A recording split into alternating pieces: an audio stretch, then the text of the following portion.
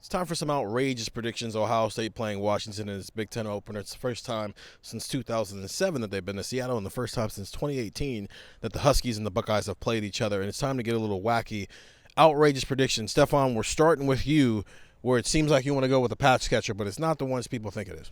Yeah, so we continue to talk after the first couple weeks of when is Max Clear going to get going in this offense? When is he going to kind of get heating up? And what happened the next time they played? Touchdown against Ohio, his first touchdown as a Buckeye. So then we go into the bye week, and we're talking about Brandon Innis, and we're asking Ryan Day and Brian Hartline about Brandon Innis. Why isn't Brandon Innis getting more targets and getting more catches? He's going to have a touchdown and 100 yards against Washington on Saturday. I think Washington, with what they have in the secondary, and specifically with how they play man, that there's some opportunities for Ohio State to take some shots. I think Jeremiah Smith and Cardinal Tate will both play well as well. But specifically there in the slot, there's some questions about what Washington's going to have available in terms of health-wise. That's where I think Brandon Innis can take advantage. I think Ohio State's going to spread it out wide, kind of with their formations, maybe more so than we've seen. We'll still see some 12 personnel, 13 personnel. I don't think they're going to completely go away from that. But this matchup suggests that maybe they go spread it out a bit more, let these guys go man coverage, try to make some explosive plays, and I think Brandon Innis is going to benefit greatly from that. So we talked about Max Clare. He showed up. We talked about Brandon Innis. Now he's going to show up. 100 yards and a touchdown for Brandon Innis. That makes me want to talk about Bo Jackson or James Peoples next week and just see where it takes us. We got receiver play here. Andrew, get crazy. Get outrageous. Get a little freaky with it. I don't know if I'm going to do that. Get freaky. Davison Igbinosun. Oh my God, that is freaky. Davison Igbinosun, pick six. I think this is exactly the type of game where a player like Davison Igbinosun can really shine. Like Washington has these big, long receivers. Washington, I think, is going to try to win on some deep routes. I think they're also going to try to win on some outs and some comebacks, and I think that might work for a corner like Davison Igbinosun, who is very physical and is very sticky, I would say, in coverage, where he's right on these receivers. And I think this might be the exact type of game where Davison Igbinosun, as I have said all along, like I got to just lean into it at this point. I've said he's going to be a first-round pick and an All-American, and I said that going into last year. I repeated it going into this year.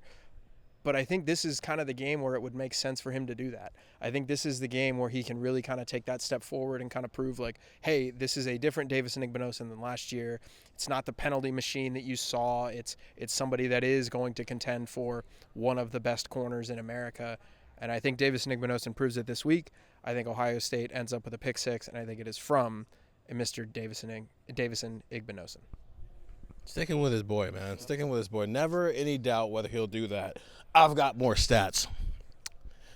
So the most sacks a player has had at Ohio State in the game in the Ryan Day era is Chase Young. He had 4 sacks against Wisconsin in 2019. Do you know what the most sacks in a game that a linebacker has had in the Ryan Day era? You want to take a guess?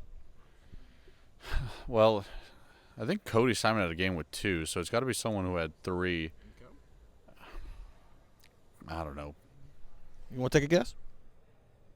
Tommy Eichenberg, 3. I don't know.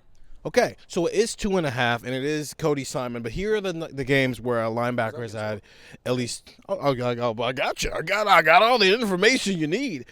Tommy Eichenberg was the first to do it in 2022 against Notre Dame, and that win he had 9 tackles, 3 tackles for loss, and 2 sacks.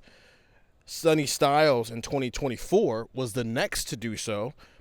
He had 6 tackles, 2 tackles for loss, 2 sacks, and 2 pass breakups in that game. And then you get 2 straight from Cody Simon against Indiana, 10 tackles, 3 TFLs, 2.5 sacks, and a forced fumble. They got to unleash Cody Simon late in that year. And then against Oregon in the Rose Bowl, 11 tackles, 3 tackles for loss, 2 sacks, and a pass breakup in that game. So Cody Simon against Indiana with the 2.5. That's the most that a linebacker has had in a game. New record alert. Arvell Reese, the guy who also replaced Cody Simon in the starting lineup, 3 sacks for Arvell Reese, and I'm going to tell you why. We saw him against Texas and Arch Manning. They put a spy on him, and he had a sack. We saw him against Ohio, where he was spying Parker Navarro sometimes. He didn't have a sack. He had a weird Parker Navarro tried to throw it Arvell batted it down, and then KJ took it to the house on what was never really a fumble. But he got, you know what I'm saying? We're going to see more of that. I think we're going to see a lot of Arvell Reese spying Damon Williams on Saturday. I think Caleb Downs might spy him a little bit too and try to bait him and play a little chess game with him. But I think one more game of, hey, dual threat quarterback meets 6'4", 240-pound linebacker that the world seems to love. Even though we told you for a year this guy might be a dude. 3 sacks. 2 of them come on spies and another one in a third down situation where he's just coming off the edge. But I think this defense right now, because they keep playing dual threat quarterbacks, it's kind of set up in a way where the linebackers are the weapons, and they're bringing Sonny and they're bringing Arvell Reese off the edge or sending them through the A gap or the B gap or wherever, and they're getting sacks and they're getting home and they're making plays. And so I think this is the game where the Texas game, I think, validated those of us who were in the building of, hey, man, this guy's awesome. Hey, man, this guy's awesome. And so now we've seen for the past month, NFL scouts are starting to fall in love with Arvell Reese a little bit. And it became hey, who's the best linebacker in the Ohio State Texas game? Was it Anthony Hill? No. Was it Sonny Styles? No. It was Arvell Reese. Well, here we go again. The world is watching again, and Arvell Reese is going to stamp that home again, and we're all going to go, Arvell's not going to be on this roster next year. Good luck in the NFL, Arvell. So 3 sacks for Arvell Reese, which would be the most by a linebacker in the Ryan Day era, and it would tie Tommy Togiai and Chase Young for the second most sacks that a player has had in the game since Ryan Day became the head coach here. Get the text, 614-350-3315. Those are our outrageous predictions. Get the text, man. It's a 2-week free trial, $3.99 after that.